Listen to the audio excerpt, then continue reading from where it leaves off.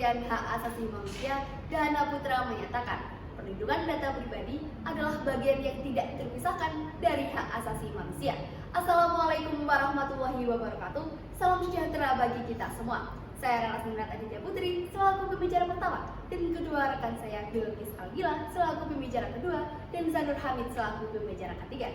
Di mana dalam perdebatan kali ini kami berada pada standing position pro, menyetujui penuh adanya mosi kali ini.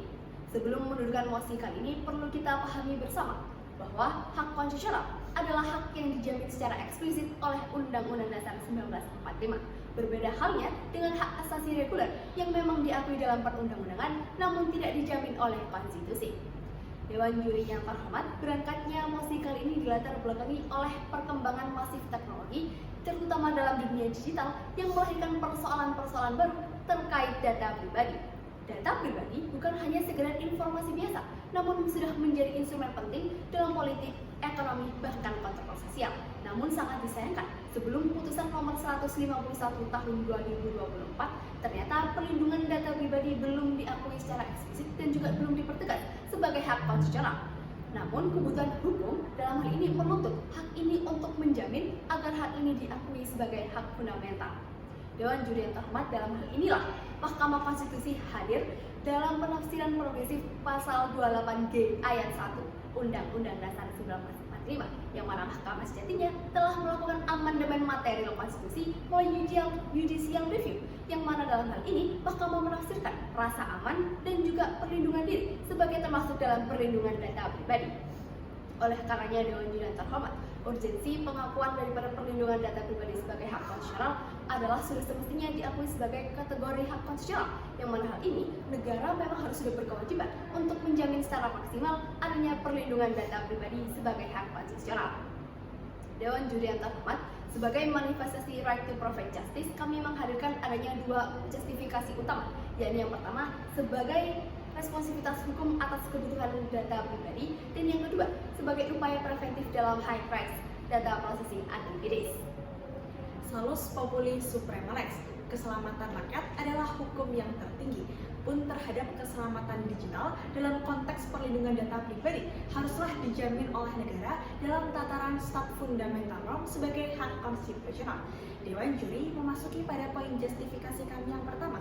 Diakuinya hak perlindungan data pribadi sebagai hak konstitusional merupakan wujud responsivitas hukum terhadap kebutuhan perlindungan data pribadi.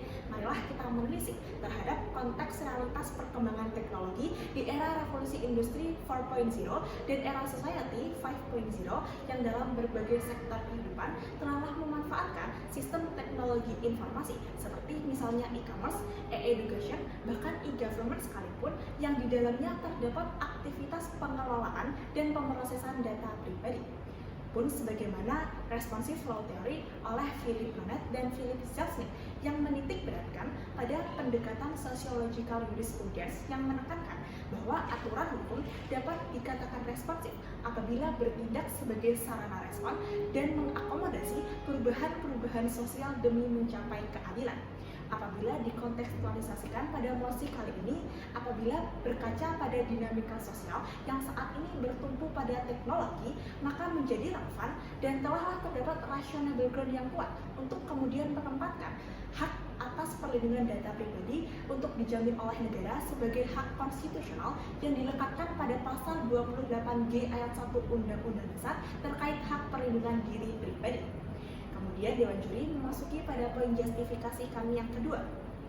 Diakuinya hak perlindungan data pribadi sebagai hak konstitusional merupakan upaya preventif atas high-risk data processing activities atau pemrosesan data pribadi yang berisiko tinggi. Hal ini pun telah ditegaskan oleh Mahkamah Konstitusi dalam Ratio Decidendi pada putusannya nomor 151 tahun 2024 yang menafsirkan esensi dari pasal 34 ayat 2 Undang-Undang nomor 27 tahun 2022 tentang perlindungan data pribadi yang sejatinya menyatakan bahwa pemrosesan data pribadi merupakan aktivitas yang memiliki potensi risiko tinggi dikarenakan terhadap aktivitas pemrosesannya memiliki akibat hukum dan dampak signifikan serta menimbulkan risiko yang tinggi untuk terancamnya hak-hak daripada subjek data pribadi. Oleh karenanya Dewan Juri data pribadi sebagai salah satu bentuk the right to private justice yang melekat pada perseorangan, maka jaminan perlindungannya haruslah diakui sebagai perwujudan perlindungan hak privasi yang kemudian harus dijamin oleh negara sebagai hak konstitusional dalam bingkai negara hukum di Indonesia. Fakta sunt potentiora verbis. Fakta lebih kuat daripada kata-kata. Pada tahun 2024, Global Data Breach Statistik menyatakan kasus pelanggaran data pribadi di Indonesia mencapai angka 21 juta kasus. Lembaga Pertahanan Riset menyatakan angka ini 30% lebih banyak daripada tahun 2023. Sehingga Indonesia menduduki peringkat ke-13 secara global dalam negara yang memiliki persentase pelanggaran data pribadi terbanyak, yaitu sejumlah 156 juta kasus sejak tahun 2004 hingga tahun 2024. Artinya apa? Artinya jaminan perlindungan data pribadi oleh pemerintah terhadap masyarakat masihlah minim. Padahal apabila menelisik secara komprehensif berkaitan dengan parameter perlindungan data pribadi berdasarkan negara yang memiliki status pelanggaran data pribadi yang rendah, maka dapat diketahui bahwa suatu negara dikatakan memiliki instrumen perlindungan data pribadi yang ideal adalah jika memenuhi dua aspek. Pertama, apabila hak perlindungan data pribadi dijadikan sebagai bagian daripada constitutional right. Dan yang kedua, penanganan terhadap pelanggaran data pribadi dilaksanakan secara cepat dan terorganisir. Sebagai kajian perbandingan negara, artikel 13 Federal Constitution of the Swiss Confederation tahun 1999 telah mengatur secara expressis verbis bahwa setiap orang mendapat perlindungan atas penyalahgunaan data pribadi.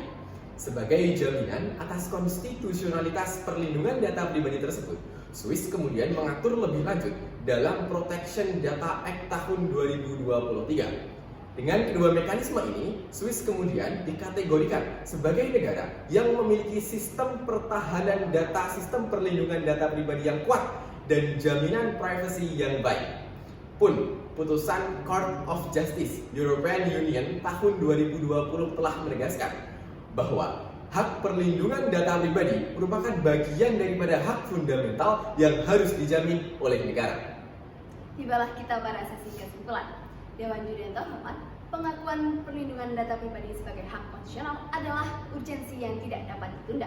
Konstitusi memberikan ruang melalui pasal 28G ayat 1 Undang-Undang Dasar 1945. Pun dalam putusan Mahkamah Konstitusi nomor 151 tahun 2024 telah mempertegasnya. Artinya secara konstitusional di sini, perlindungan data pribadi telah memiliki landasan konstitusional yang kuat.